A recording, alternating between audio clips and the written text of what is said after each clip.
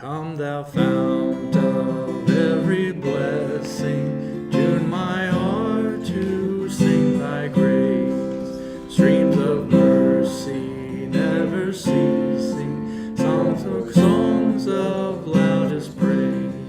Teach me some melodious sonnet, sung by flaming tongues above.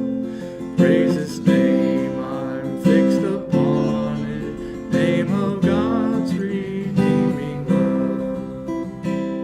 Hitherto thy love has blessed me, thou hast brought me to this place, and I know thy hand will bring me safely home by thy good grace.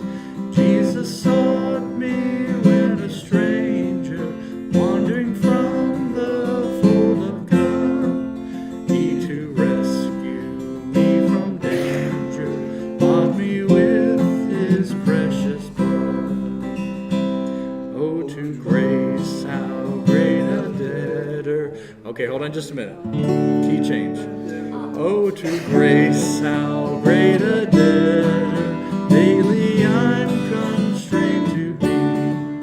Let thy goodness like a fetter bind my wandering heart to thee.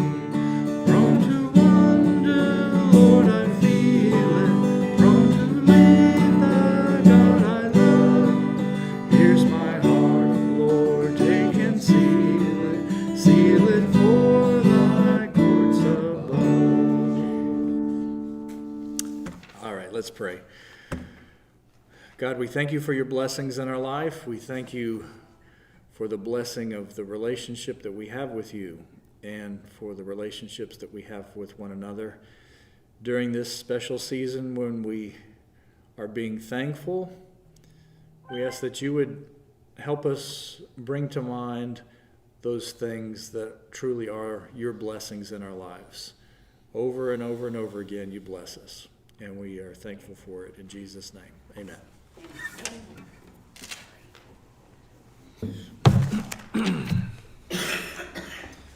All right, welcome everybody. And it looks like we got Judy joining us online. Good morning, Judy. I have to run out and get some clock drops. I'll be right back. All right. So this is the last Sunday before Advent. So we are wrapping up year C of the lectionary cycle. On this, always the last Sunday of the yearly cycle is the Reign of Christ Sunday. So we're looking at texts today that talk about Christ as King. So there's lots of different ways that we understand who Jesus was. If you think about the early disciples' experience, they have some teacher coming around who convinces them to leave everything and to follow him around while he's teaching and ministering and healing. And It is very vague. it is vague, it seems. Yeah, come follow me, and that's It'll be about good. it. Come on. I've shared with you, I think that the show, the recent show The Chosen, does a pretty good job of kind of bringing you in emotionally to a scenario that kind of would make sense on a personal level. Like, what would convince you to kind of drop everything and change your life and go in this particular direction? A miracle. A miracle. Well, it probably was a miracle. And a lot of these men, they had families. Now they didn't leave the country. You know, that Jesus stayed, as he was ministering, they stayed pretty local. In our terms, if you're traveling everywhere by foot, I guess it would be kind of far. But so they didn't travel enough that they weren't dropping in back home where they came from time to time. but they're asked to follow him. And then after 3 years, Jesus is arrested and crucified and then risen. And along the way, during these 3-year period and afterwards, they're trying to figure out who he is. If you think about it, during this time period, people didn't carry around Bibles, whether it's pages. They definitely didn't carry around these things, but you can carry around your Bible on a smartphone now. So their understanding of scriptures is based on what they're hearing in the synagogue every week or during festivals. So they would have learned the Torah as they were growing up. You had to memorize it and recall the stories when you became a man at age, I guess 13 at your bar mitzvah. Yeah, something like that. So they would have been familiar with the scriptures, but like in an oral sense, in an oral tradition sense of like just hearing it over and over again and it's sticking in your mind. And fewer people do that today than used to. The closest thing we have today maybe is like, if you're an actor or if you do like a stage play, a musical or something, you may practice your lines so many times that they're stuck. And if you've practiced for months, it could be that years and years down the road you can recall things. If you remember Betty Gordon, I was visiting her one day, and she did this monologue for me of something that she had memorized, in her 30s or something like that. So 60 years later, she still knows everything. So that would have been the way that these disciples would have known the scriptures. And then just like today, you're going to have some people that have more of a capacity to remember things, and then you have others that less of a capacity to remember things. So my son is great at memorizing the lines, and so he does well in plays and stuff like that. I am not great with memorizing things. And so when I found that out, I was like, well, I'm not going to try to change it. So I just write everything down. That's why. I guess Hollywood's not. That's why even when I'm playing the guitar, I've got, this song had 6 or 8 chords. I could memorize the sequence of 8 chords for a song, or I could just keep bringing paper. So I probably wouldn't have not done so well as a disciple remembering the scriptures like somebody else It used might to have. be where you knew the phone numbers of your friends. Okay? You had to. Now, I don't need to. I've got. Nobody knows their own phone No, number. it's barely. I'm bad enough. Yeah. What's your phone number? I am gonna have to look. Do Yeah. they have written Jerusalem Daily News? No.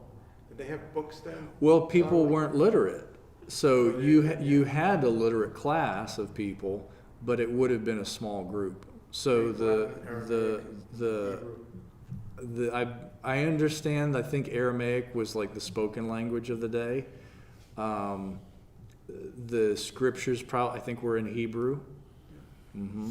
So they were also written in Greek.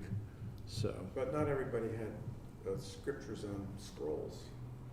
No, it would have been now in Jesus' day. So they did have the synagogue. So you like for Jesus' first sermon in Luke 4, it says he stands up and he reads from the scroll of Isaiah. So the scroll of Isaiah would have been kept in the synagogue, but it's for the rabbi to read, or for I guess Jesus. I guess he was literate if he stood up and he read. Mm-hmm. During that time, of course, they did not have microphones, and with the huge crowd that would gather, not everybody could hear Right. well. Right.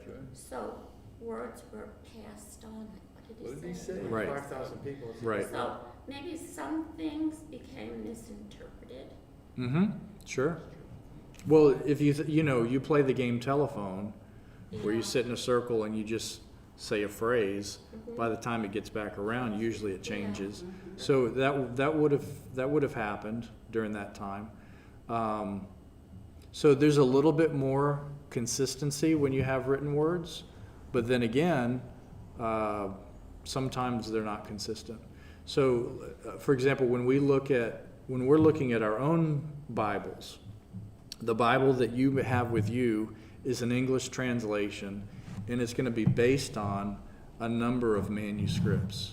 So we have copies of copies, and we don't have any originals of the books of the Bible. We just have copies of copies, and those copies get studied for their word content, and they also get studied, with things like carbon dating or material dating. So they try to figure out what's the age of these different copies.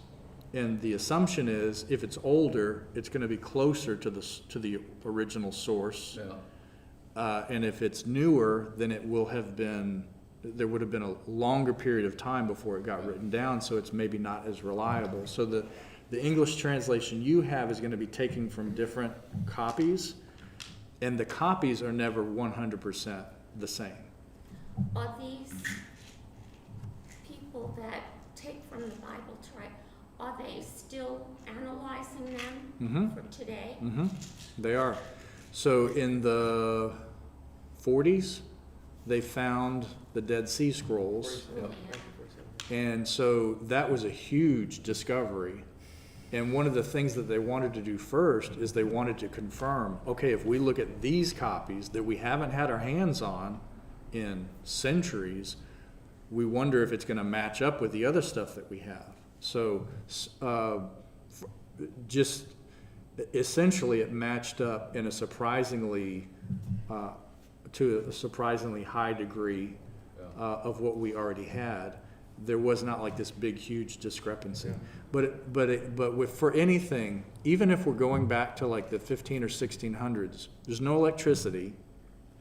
So everything that you write and copy is going to be by daylight.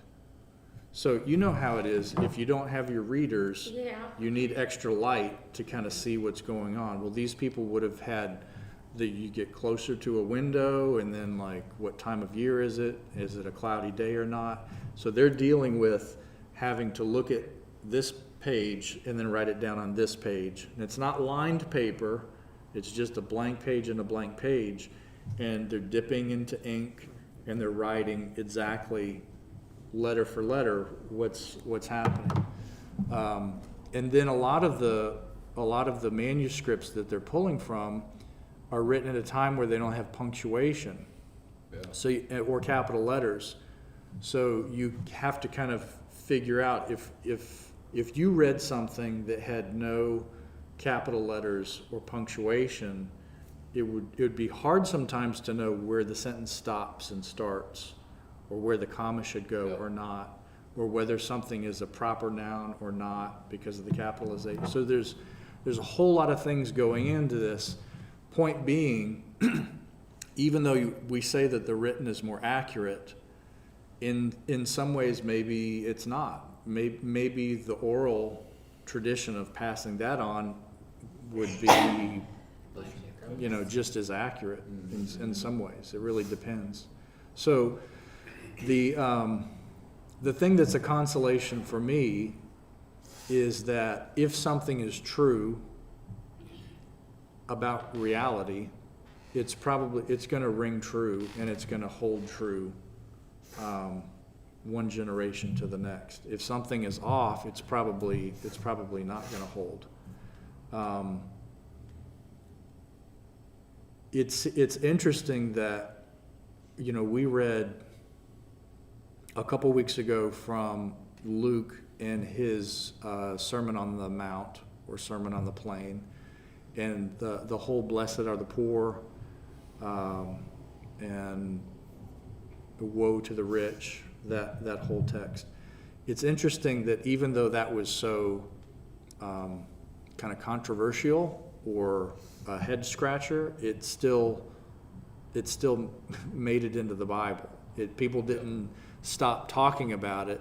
Instead, they were like, he really said this. Well, what does that mean? I don't know, but he really said this.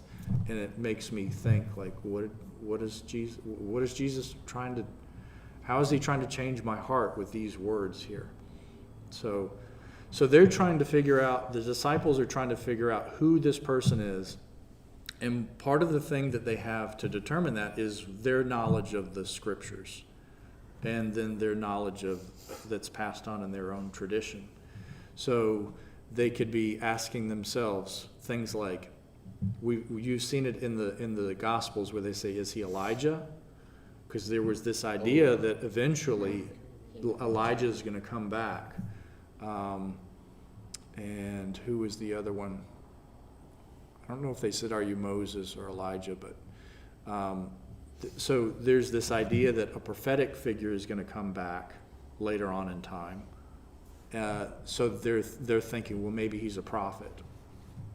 That would have been one of the things.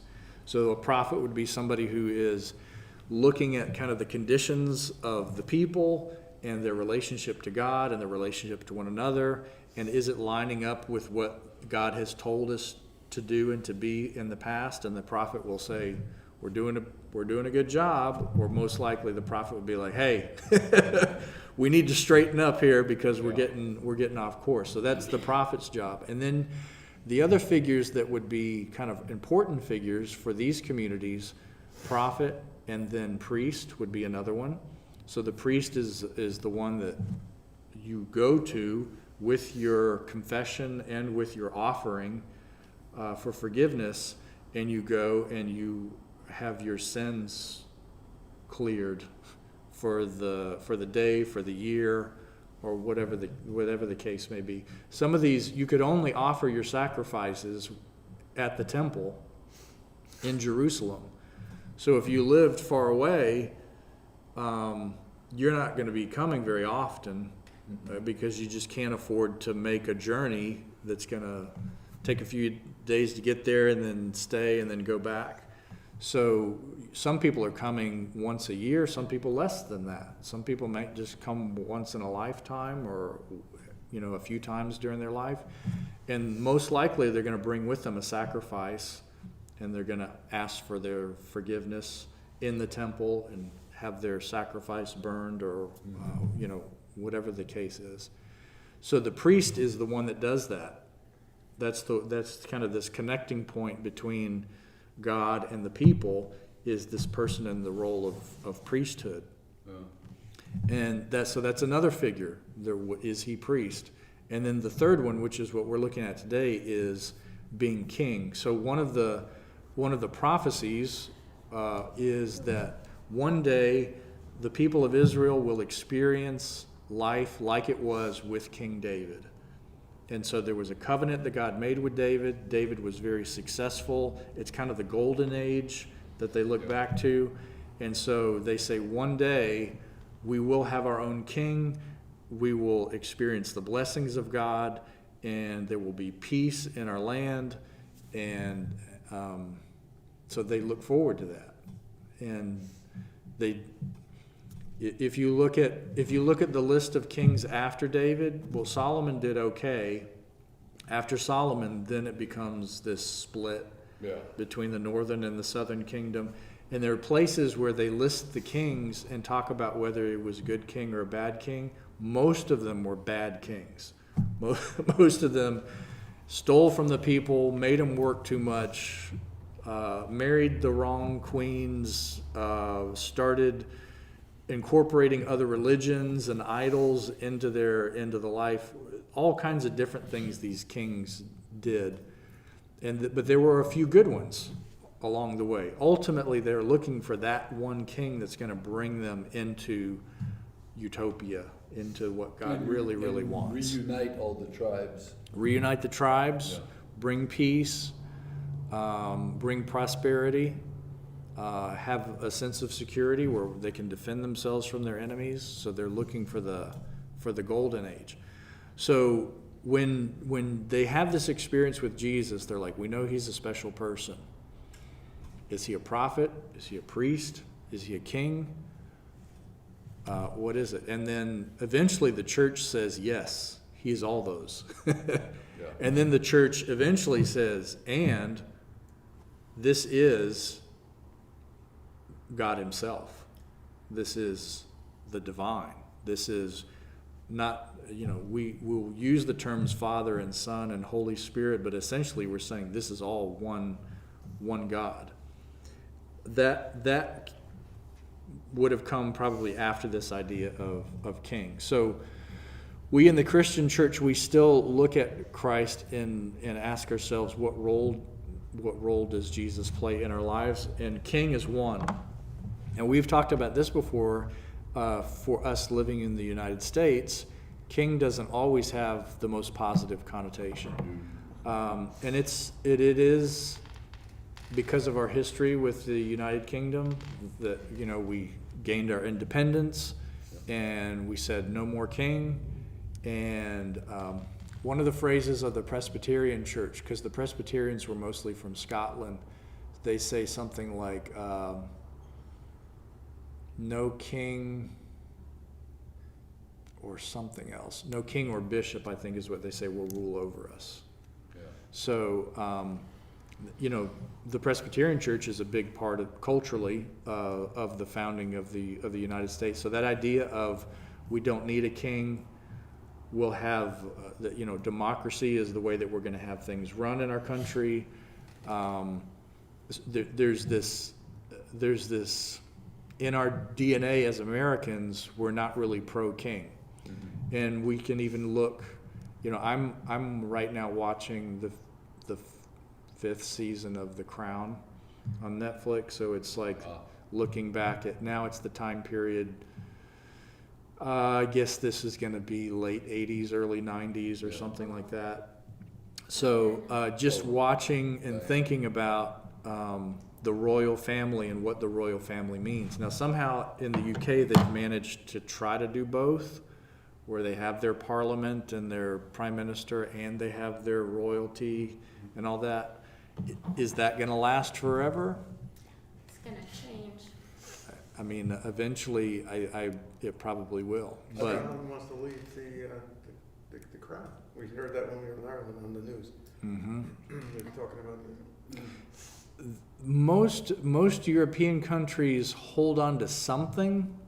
Yeah. It's like, but I guess the role of the royal becomes diminished. So I say all that to say it's interesting when we talk about Christ as king, I think in some ways we almost have to reinterpret it for our own culture, because we don't have that in our culture. We don't have a king. It's just like some people have a really hard time with Abba Father because they didn't have a good father. Right, exactly. So one of the things that we can do is we say, well,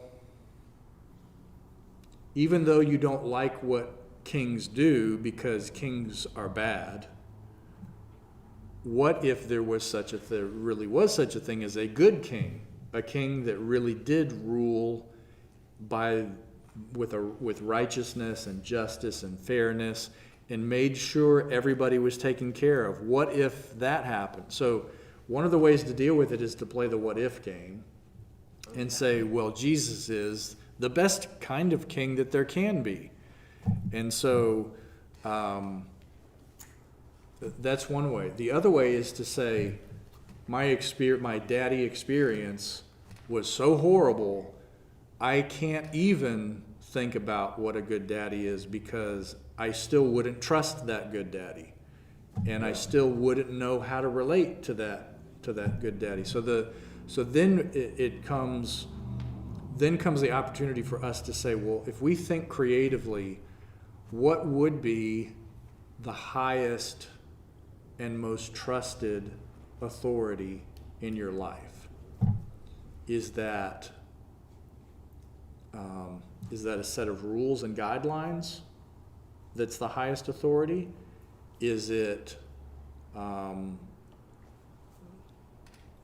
is there some kind of a relationship that you have with another person where you have trusted the person and love that person? What do you call that? Well, maybe that's your highest ideal of the highest authority in your life. I mean, for us, what's the highest authority in our lives as Americans? Is it our values, a certain set of values? Is it some kind of a history that we hold? Is it do we trust in the system that we've created for elective representation? Is that our highest sense of authority? Is it the individual person that's the highest authority? I mean, what is that? So it's tricky because maybe in general we as Americans don't really like authority at all. You think? But like it or not, we all have authority in our life. We are not completely autonomous and do whatever we want. We do have some rules we have to play by, or people telling us what to do. I mean, you can choose not to pay your taxes. You can. Yeah. I have seen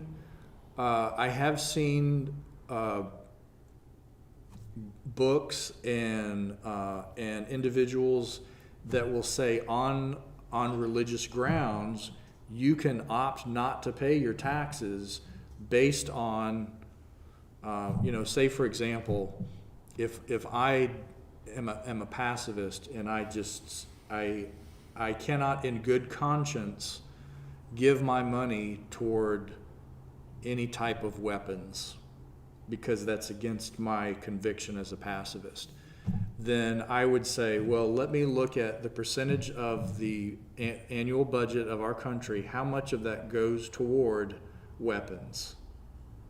And what is it, like 80% or something? It's a lot. It's a big chunk. So let's say 50% goes toward that. Then I could say, I'm writing my taxes, I'm paying my taxes to the government, and I'm going to put in there a letter that says, because of my convictions, I will not pay taxes, this much in taxes, because I will not pay for weapons. Now, Exemption. you're going to have And to IRS have. will just say, oh, okay. You're going to have a really, really, really good lawyer, and I don't even know then if you would ever be out of the sights of the IRS. Probably you would stay in the sights of the IRS and have under a microscope, letters coming to your. You'd pay to your- just as much to the lawyer as you would have paid Right, in right, taxes, right. so- and you would have a target on your back. Right, but the thing is that so there are certain things we have to do, and if we choose not to do them, then we face the consequences of that.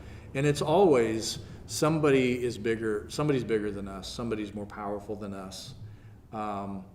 You can play by the rules, and you can get your driver's license, and you can go around town.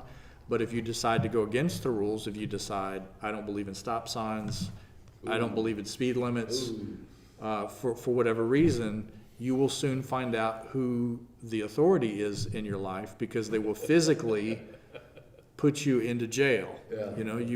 So there are authorities, and the question is, what would be the ideal authority in life for everybody? Would it be to have a king? I've heard. I've read a lot of Noam Chomsky, and he's a big critic of, especially of foreign policy of the United States as it relates to the rest of the world, and just saying, I remember for several years I kind of got obsessed with it and read a lot about how we have related to the rest of the world since we've been a country. And there's lots of tricky ways that we have used our power to, and it can be economic, it can be military, it can be lots of different ways. So he's a critic of foreign policy and the U.S. in general. But one of the things that I remember him saying is that the most effective form of government is a benevolent dictatorship. It's the most effective form of government. It's the least messy. If you have one person who's a good person, and they're wise, and they really are looking out for the benefit of the people, and they're the ones making all the decisions, that's the most effective way to do things. Now, that's putting all your eggs in one basket. And how many of them in the world are there? Yeah, and so, you know, when we think of dictatorships, we automatically say like, no, that's bad. But, I mean, my wife grew up during the time of a dictatorship with General Torrijos in Panama, and he would have been considered by many, if not most Panamanians, as a benevolent dictator. Sully has a funny story as a kid, her asking her mom, who is that person, looking at the TV, and she said, oh, that's the president. And she didn't know who the president was because in everybody's minds, General Torrijos was the president. He was the one that ran the country, but his title never was president. So he put a lot of effort into making Panama prosper and to have the needs of the people taken care of. And essentially, the story goes that he didn't do what he was told, and so one plane crash later, he's gone. Uh-oh. Yeah. Oh, yeah. So there are examples probably of dictators in history that, based on the people of the time, some may have thought that was a good thing or a bad thing. And if a dictator is good for that country, but if the dictator is not good for us as Americans and our trade with that country, then maybe we think they're bad, even though the people there think that they're good. But I better not go too far down this rabbit hole. Politics, yeah. They can go deep. So how do we run things in a way that is effective? How do we take those, how should we have people in authority that brings us justice and peace and blessings? Committees. Mm-hmm. Well, There's which country is it? Is it there's one of the Northern European countries has like 7 presidents.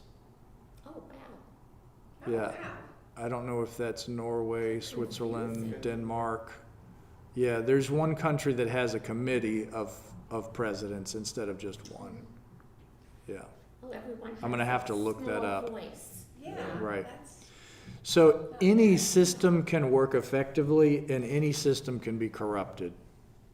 You can have horrible dictators, you can have horrible committees, you can have, you can do that. There's ways to compromise any system. So if you look at the system we have in our country on paper, maybe it's good. Yeah. If you look at all the loopholes that are the realities that are in there, then you can say, ooh, this cannot go so great. So if Jesus is king, this is like the longest introduction ever. yeah. If Jesus is king, what we're saying is that we want him and what he stands for and what he teaches and what he shows with the example of his life. We believe that should be the highest authority for the way that we live our lives in this world. So that's why he's our king, because he's the values that he holds, the teachings that he has, the example that he lives, it's the closest to God that we can think of. And so we're going to say, you are king, because that's what they would have said at the time. They didn't have presidents back in Well, back then, the those only days. real authority head person was a king.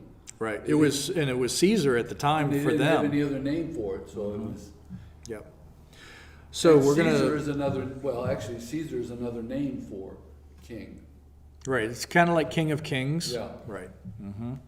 Which Jesus is called King of Kings at some point. That would almost like be calling him the Emperor or the Caesar. So we're starting in Luke 23. Welcome Diane that's joining us. When they came to the place that is called the Skull, they crucified Jesus there with the criminals, one on his right and one on his left. Then Jesus said, Father, forgive them, for they do not know what they are doing.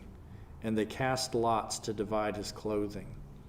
And the people stood by watching, but the leaders scoffed at him, saying, He saved others, Let him save himself if he is the Messiah of God, the chosen one. The soldiers also mocked him, coming up and offering him sour wine, and saying, "If you are the King of the Jews, save yourself." There was also an inscription over him, "This is the King of the Jews." One of the criminals who was hanged there kept deriding him and saying, "Are you not the Messiah? Save yourself and us also." But the other rebuked him, saying, "Do you not fear God, since you are under the same sentence of condemnation? And we indeed have been condemned justly, for we are getting what we deserve for our deeds, but this man has done nothing wrong." Then he said, "Jesus, remember me when you come into your kingdom." He replied, "Truly I tell you, today you will be with me in paradise." All right, so it might not be the text you would think of if we're thinking about Jesus as king, but there are several things in here. One is that we see this idea of Jesus Messiah of God. So the Messiah would have been a Jewish idea of that person who was destined to bring Israel back to what God had intended for it. And it could have been a king, a priest, a prophet, or all of those things. And so there's this idea of, is he the Messiah or is he not the Messiah? Now, if the idea of Messiah is to unite everybody, to bring prosperity, for our enemies to be vanquished, and for us to be blessed, did Jesus do that? And a practical answer is no, he died. And so that's the answer of most people who are not Christian. When you say, "Well, I believe Jesus is the Messiah," they'll say to you, "Well, the Messiah was supposed to do X, Y, Z, and he died. He didn't do any of that. They were still oppressed." He didn't die. Right. Well, he died and he rose again, and then he went to heaven. So even if it's that, he didn't do the Messiah thing. So, some as Christians would say, "Well, he will."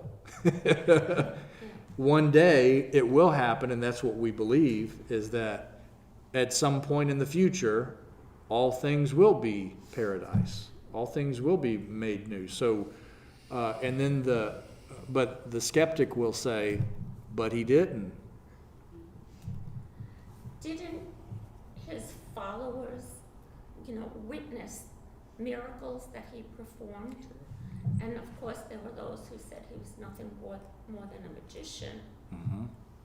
But there was no proof that he was just a magician. So the miracles would be signs pointing to his importance. Because miracles did happen from time to time. We see in the Bible there are miracles with different people. So it doesn't automatically mean that you're a Messiah if there's a miracle there performed by you or along with you. But because he did so many, that pointed toward him being something important. And so the early believers would say, well, that's pointing toward him being Messiah. God is showing us. God's trying to get our attention. The funny thing about miracles is that it doesn't mean you're not going to die someday. So, you know what I'm saying? Like, you were blind, now you can see, and then you're going to die. But it makes your life better. But it's not, a miracle is not something that's fixing everything forever. Yeah. It is something that's fixing a very significant thing, and it's a reminder and a sign that God's here with you. God's blessing you. Pay attention. It's like an attention getter. Now, a magician will do a trick for what reason? For entertainment, for money. But Jesus wasn't doing it to entertain or to get money. Some people may have been doing things like that in their day. They may have been doing miracles and getting money from it. You know, that's what some of I think Paul came up against some people that where they had a girl that could tell the future or stuff like that.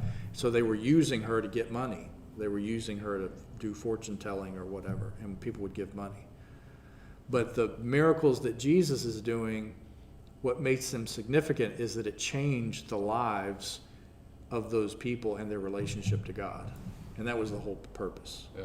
I'm healing you so that you'll have a good relationship with God. That's why. I'm not healing you just so you can see again. You know, that's nice. That's a nice thing to do to blind people, is to let them see again. Or to But spread Jesus his was not, his purpose was not to make everybody see, but his purpose was to bring everybody into relationship with God. That's ultimately what he was doing. In some ways he would do it with blind people and with lame people or paralyzed people Or raised from the dead. or raised from the dead, but it was always to point people and say, pay attention to your relationship with God. And that would be like a wake-up call where people would be like, oh my gosh. Because of your faith, you are healed. Right. So that's going to be a confidence booster. God is real. Yeah. And my relationship with God is real. How come you So- can see again? Well, I got a good faith with God, and Jesus said so, and you know. So, you know, one of the things that Christians have done is they've said, well, the Messiah didn't do all these things during that generation because we're still here and things are good, but things are not utopia, and they weren't utopia back then. But we say one day God will make all things new. And so he's the Messiah that we have faith in that will eventually take us there. The other way to look at it is to ask ourselves, maybe what we thought Messiah was going to do is actually not what God had in mind. Maybe that's what we had in mind. Maybe we had in mind that we were going to be rich and have no enemies and have an abundant life, and that's what we thought Messiah was going to bring. But actually, the Messiah was going to bring something else. The Messiah was going to bring relationships between people and God back on track. And that can mean, you go back to the earlier things in Luke, blessed are the poor, blessed are the persecuted, blessed are the sad, blessed are the rejected. You know, so he's saying those people can still have a relationship with God, and their life can be improved and changed. And everybody else too, but that's the purpose. So Messiah is to bring people into relationship with God, kind of being redefined that way. So I mean, there's ways. We're trying to figure out who he was. So Messiah would be one of them, and then there is this idea of King of the Jews. So the way that Rome worked, Rome would go into a place. Sometimes they would destroy the place, but more often they didn't want to destroy it because they wanted all the resources of that place for them, or at Including people. at least a big cut of it. So the better thing to do is to go in and to say, we're in charge. You guys keep doing what you're doing and give us a cut. You know, kind of like the mafia or something like that. We're going to protect you. And so you just make sure you pay your part, otherwise you'll lose your protection, if you know what I'm saying. So that's what Rome would do, and then keep people. They would keep kings in position. They would keep kings in place and let them rule as long as the king did what Rome said and paid taxes. Then we're all good. It's like Herod was the king of his Right. little area, Right. but he answered to Rome. Right.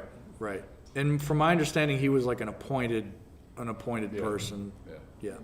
So they're all, as far as Rome is concerned, they're all puppet kings, all of them. And if you're not functioning as a puppet, you're going to be replaced Your with string will another be one. cut. Your string will be cut. Yeah. What happened to Herod after Pontius Pilate came out, showed up as governor? Where'd he go? I think Pilate's position. I just read this about with the temple. So the temple construction under Herod was like 46 years, so about 20 years before Jesus is when it started, and like 25, 26 years after Jesus was born is when the temple refurbishment is completed. And he died, I think he died before or right after its completion. And it was, I don't remember what the cause was. Pilate may have functioned in some other type of capacity, maybe like a regional person, but King Herod's area maybe would have been bigger. I'd have to look back Herod at had a that. beautiful summer place, Mhm. Caesarea, Mm-hmm. and Pilate used to use that for his Okay. little getaways. Right. Which was pretty cool. Okay. So the question here that they're asking Jesus is, are you the king of the Jews? So this would have been, if the Jews promoted their own king, then that would have been a move against Rome. Okay. If they allowed, if the Jews allowed Rome to coronate their own king, then they remain on good terms. If the Jews say we're appointing our own king, then what happens is they end up being crucified. So this is one of the reasons why they would have put that sign up above Jesus, is Rome is telling people, if you want to appoint your own king, this is what happens. Here's his throne. Here's an example of one of your kings. Yeah. And this is why they, in Jesus' trial, they ask him, are you the king of the Jews? Or are, so Jesus never claimed to be this. He always answers, or he often answers kind of in roundabout ways, where he says like, well, you said it. I didn't say it. So the question here is like, Jesus being king of the Jews, what again does that mean? Does that mean this a political role where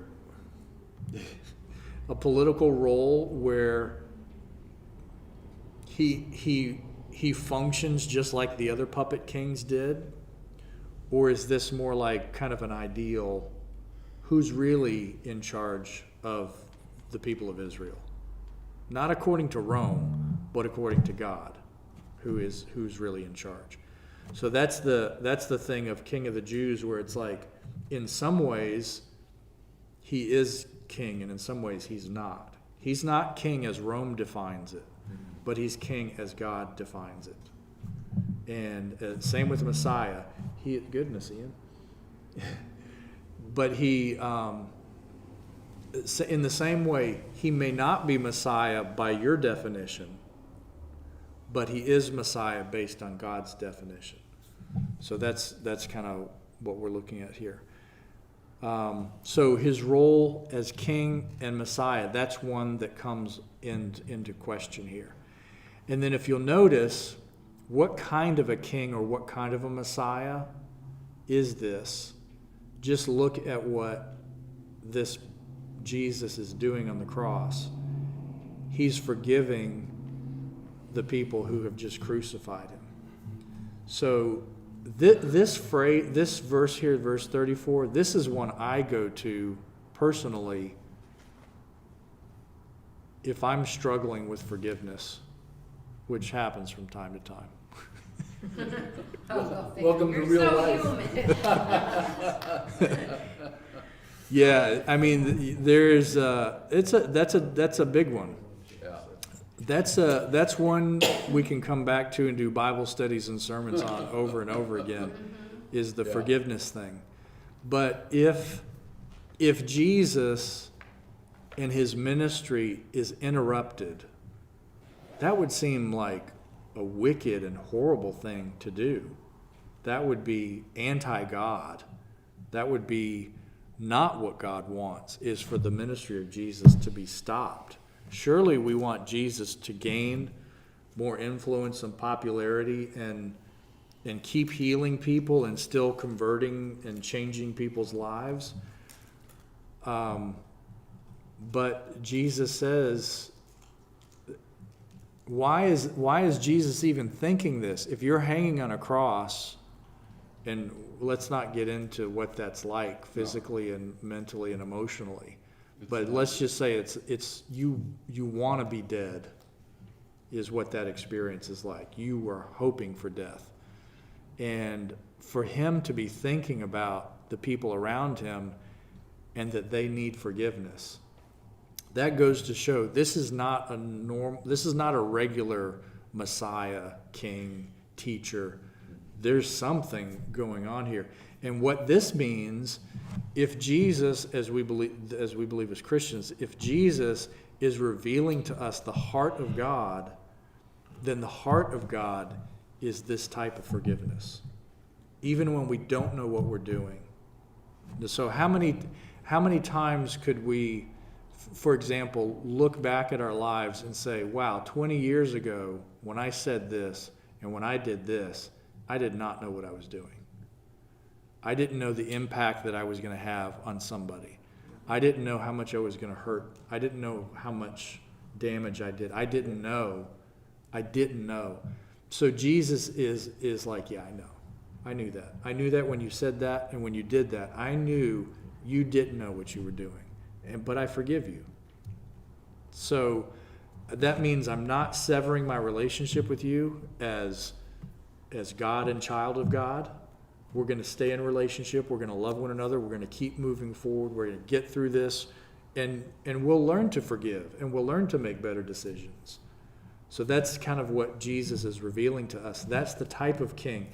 Now, think about people in authority. When's the last time that if you bring to mind somebody in authority, when's the last time somebody around you in your real life did you hear say, I forgive you, you didn't know what you were doing? The IRS is probably not going to do that. Probably not, no. I didn't pay my taxes, I forgive you. You didn't know what you were doing.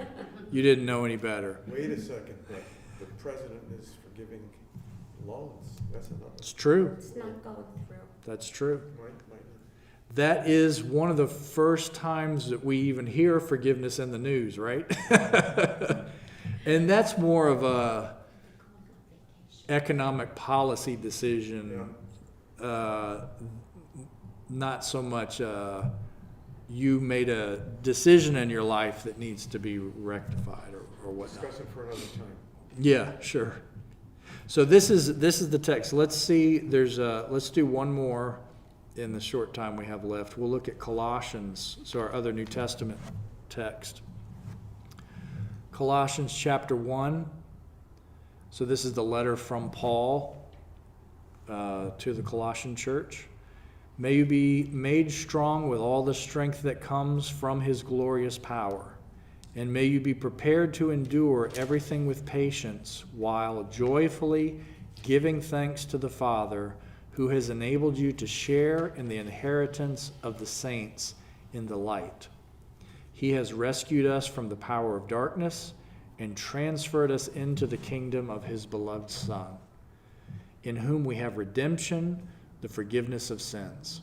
He is the image of the invisible God, the firstborn of all creation.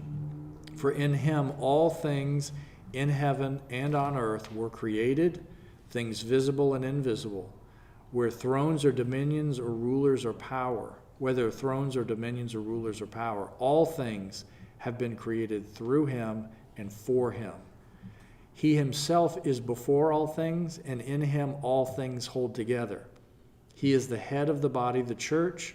He is the beginning, the firstborn from the dead, so that he might come to have first place in everything. For in him all the fullness of God was pleased to dwell, and through him God was pleased to reconcile to himself all things, whether on earth or in heaven, by making peace through the blood of his cross.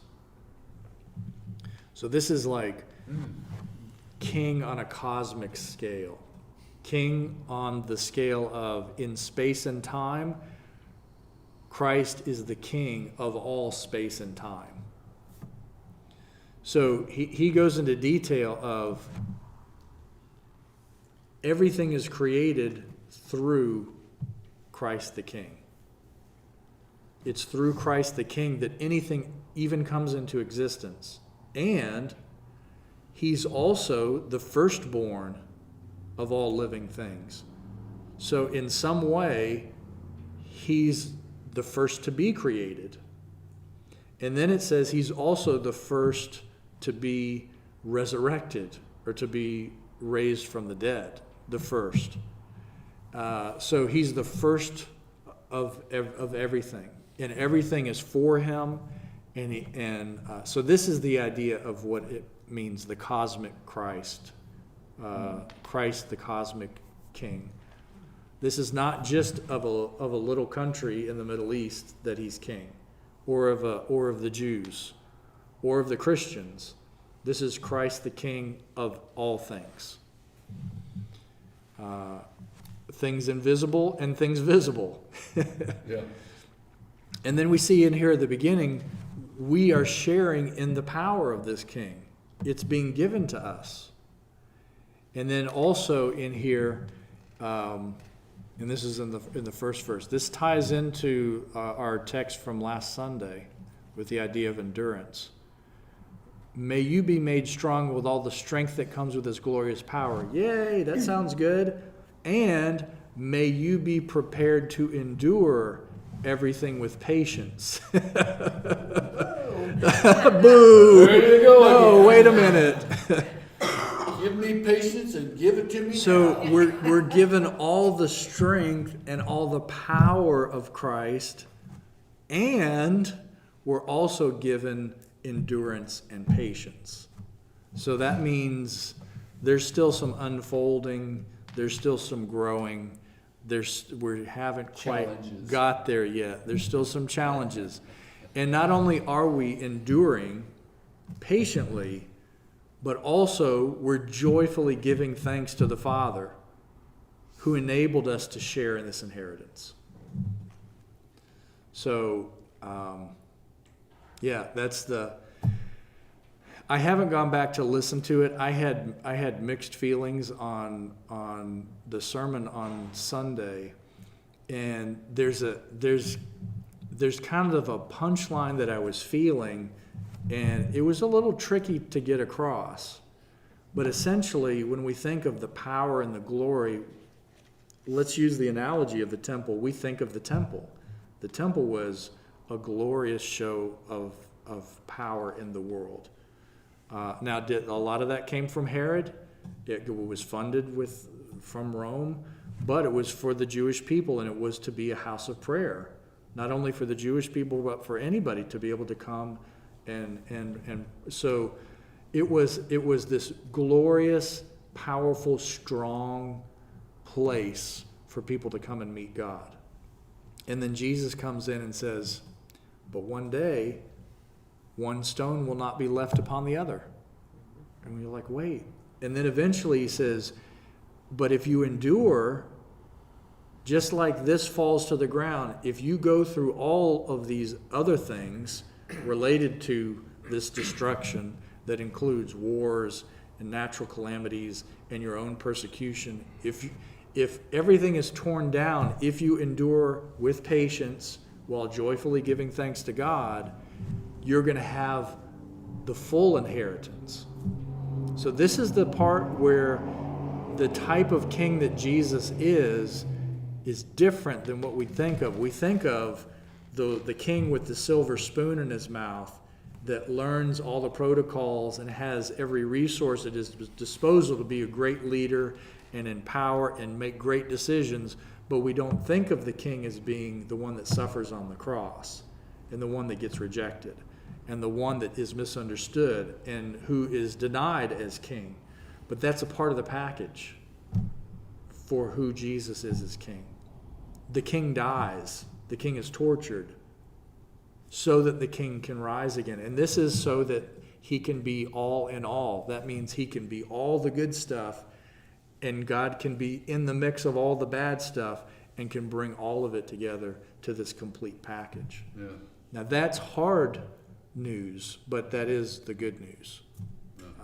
The good news is good, but the good news does not ignore that the bad stuff gets incorporated in there too.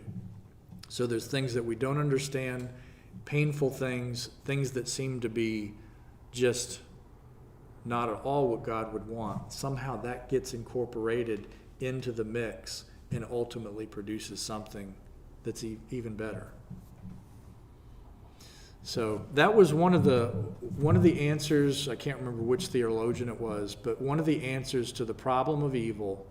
Why do bad things happen if God is a good God and God is all powerful? The answer that has been given from the Christian perspective is what God is doing by allowing these other things to happen that don't seem to be good is that ultimately when you mix those together with the good, it produces the greatest good. Oh, boy. Yeah. And that's usually not something that we're like super excited to embrace. What we say is, well, God, come on, there's not a better way. And the answer, the theological answer is actually, no, there's not. This is God's best way. And if we trust that this is God's best way, then all of these bad things get mixed in with all the good things and produces an even greater thing than if things had been only good. I always, when it says all things work out for good, Right. it never said they all work out for my good. It took me a long time to figure that out. Yeah. You know? And there is temporal good and there is eternal good as well, where it's like, you know, we can look at our lives and if we were to look at our lives and say, okay, look back at your years and I want you to categorize them as good and bad. How many good years have you had? How many bad years have you had?